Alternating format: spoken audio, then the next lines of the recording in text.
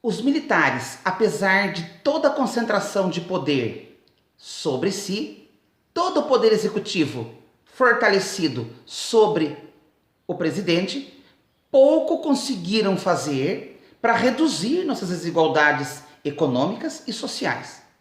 O primeiro governo civil, após 21 anos de ditadura, provocou inúmeras esperanças no nosso sofrido povo. Mas nós sabemos que também o povo se frustrou logo em seguida. Então, a tarefa de construir essa democracia real, ao menos reduzir nossas mazelas econômicas e sociais, elas foram transferidas para o próximo presidente, que assumiria em 15 de março de 1990. Hoje nós vamos estudar a transição de governos do presidente eleito indiretamente pela Constituinte José Sarney até o primeiro presidente da nova república eleito pelo povo, Fernando Collor de Mello.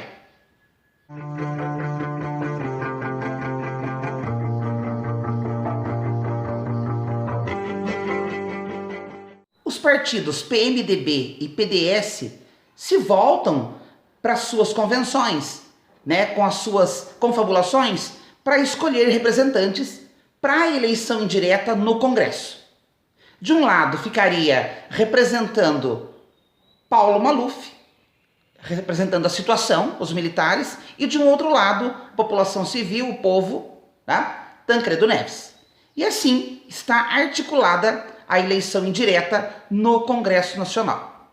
Reunido em 15 de janeiro de 1985, o Colégio Eleitoral escolheu Tancredo Neves para presidente do Brasil. O candidato da Aliança Democrática, Tancredo Neves, recebeu 480 votos contra 180 dados a Paulo Maluf. Abstiveram-se de votar 17 delegados e 9 não compareceram. Na noite de 14 de março de 1985, enquanto o país inteiro se preparava para a posse do primeiro presidente civil após 21 anos de governos militares, Tancredo Neves era internado no Hospital de Base de Brasília, onde foi submetido a uma cirurgia de emergência para a extração de um tumor benigno no intestino. O estado de saúde do presidente eleito, Tancredo Neves, piora, contrariando todas as expectativas, e na noite do dia 21 de abril, chega a notícia que todos temiam: Tancredo Neves morreu. José Sarney, que em 15 de março havia assumido o cargo provisoriamente com a morte de Tancredo, passa a ser o titular da presidência. Prometeu concretizar os planos do presidente eleito, tarefa muito difícil diante dos graves problemas enfrentados pelo povo brasileiro. Um dos principais acontecimentos do governo Sarney foi a elaboração de uma nova Constituição para o país, a nossa 7ª Constituição. Lembrando que nós estávamos sob a égide da Constituição de 67, lá no período militar do nosso país. Com essa nova Constituição, que foi promulgada em 5 de outubro de 88, nós tivemos aí, analisando através de um balanço geral, nós tivemos uma série de conquistas, como 1/3 de férias atribuída ao trabalhador quando ele sai, quando vai gozar as suas férias, o direito de greve, a jornada de trabalho reduzida de 48 horas para 44 horas, a aposentadoria e a licença maternidade. A nova Constituição, promulgada a 5 de outubro de 1988, determinou a realização de eleições diretas para presidente em 15 de novembro de 1989. Se nós formos fazer uma análise histórica aí, a 15 de novembro de 1889, há 100 anos atrás, era proclamada a nossa República. Na área econômica, foi lançada 28 de fevereiro de 1986 o famoso Plano Cruzado. E as medidas desse plano eram congelamento de preços, substituição do cruzeiro pelo cruzado, o gatilho salarial, determinando que os salários seriam reajustados sempre que a inflação chegasse a 20%, E esse entusiasmo pelo congelamento dos preços, ele durou pouco.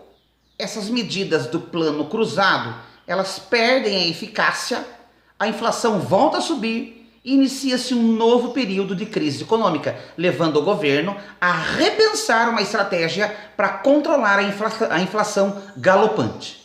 A inflação atingia, em 1988, 934%, agravando-se a crise de emprego e o descontentamento geral do povo com a situação econômica do país, o que leva o governo, em 89, a decretar um novo plano econômico, que é o Plano Verão, também que volta a congelar os preços e salários, novamente substitui a moeda, substitui o cruzado pelo cruzado novo, mas também não deu resultados e a inflação volta a subir um pouco mais.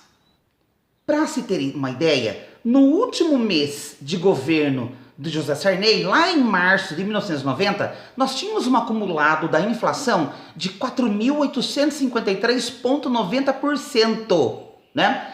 A gente sabe que os mais prejudicados com essa inflação galopante são os trabalhadores assalariados. De modo especial quem recebia o salário mensalmente, porque no final do mês o valor do salário estava reduzido quase que pela metade, né? Cujo valor real chegava a ser cerca de menos 50% inferior ao valor nominal. Diante da instabilidade política, econômica e social que atravessava o nosso país, no final do mandato de José Sarney, a população começou a dar prioridade, começou a repensar candidatos, novos, modernos, que prometiam acabar com a fonte de privilégios que tinha se tornado o governo federal. E com isso, favoreceram de modo 3 candidatos, ligeiramente jovens. Nós temos aí Fernando Collor de Mello, Luiz Inácio Lula da Silva e Leonel Brizola. Em 1989, tínhamos aproximadamente 82 milhões de eleitores inscritos, Nas eleições, aproximadamente 10 milhões de eleitores, cerca de 12% desse total, não compareceram às urnas. E outros quase 5 milhões votaram em branco ou anularam os votos.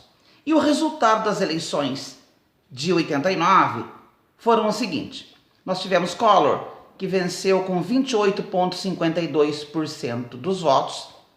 Em segundo lugar, tivemos o candidato Lula, com 16,08%. Terceiro lugar, Brizola, com 15,45%. As eleições, como previu a Constituição, como determinava a Constituição de 88, vão para o segundo turno. Ela se torna mais radicalizada em ambos os lados. Nós tivemos o apoio de emissoras de televisão favorecendo um dos candidatos, no caso de Fernando Collor, e assim constitui-se o panorama do segundo turno das eleições, ficando Collor com 35 milhões de votos, Lula em torno de 31 milhões de votos, brancos e nulos somaram aí mais de 4 milhões, abstenções em torno de 11 milhões, do total de mais de 82 milhões de eleitores inscritos. Vencendo-se as eleições de 1989, em 15 de março de 1990, toma posse o novo presidente da República do Brasil, eleito agora, depois de quase 30 anos sem eleições diretas, vence e assume a presidência Fernando Collor de Mello. Seja bem-vindo! Que bom que você está aqui e que bom que você assistiu aos meus vídeos. São vídeos resumidos, bastante conhecimento, É fruto de bastante estudo. Obrigado, curta, compartilha e ajuda o nosso canal a alavancar. É um conteúdo com qualidade e com simplicidade. Muito obrigado. E se você não é inscrito, inscreva-se, ative o sininho de notificação e vamos construir história juntos. Obrigado.